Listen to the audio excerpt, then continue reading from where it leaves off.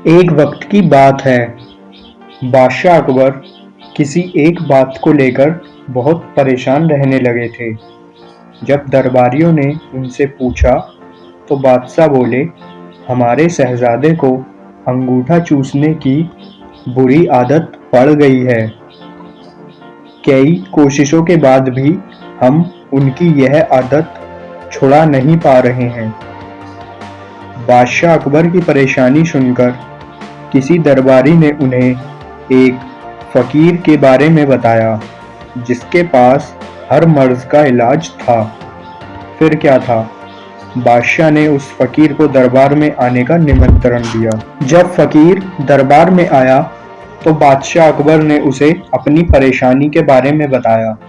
फकीर ने बादशाह की पूरी बात सुनकर परेशानी को दूर करने का वादा किया और 1 हफ्ते का समय मांगा।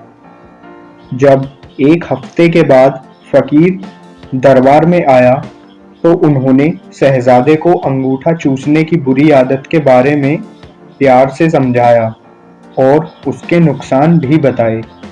फकीर की बात का शहजादे पर बहुत प्रभाव पड़ा और उसने अंगूठा न चूसने का वादा भी किया। सभी दरबारियों ने यह देखा तो बादशाह से कहा, जब यह काम इतना आसान था तो फकीर ने इतना समय क्यों लिया? आखिर उसने क्यों दरबार और आपका समय खराब किया? बादशाह दरबारियों की बातों में आ गए और उन्होंने फकीर को दंड देने की ठान ली। सभी दरबारी बादशाह का समर्थन कर रहे थे, लेकिन बीरबल चुपचाप था। बीरबल को चुपचाप देख अकबर ने पूछा, तुम क्यों शांत हो बीरबल?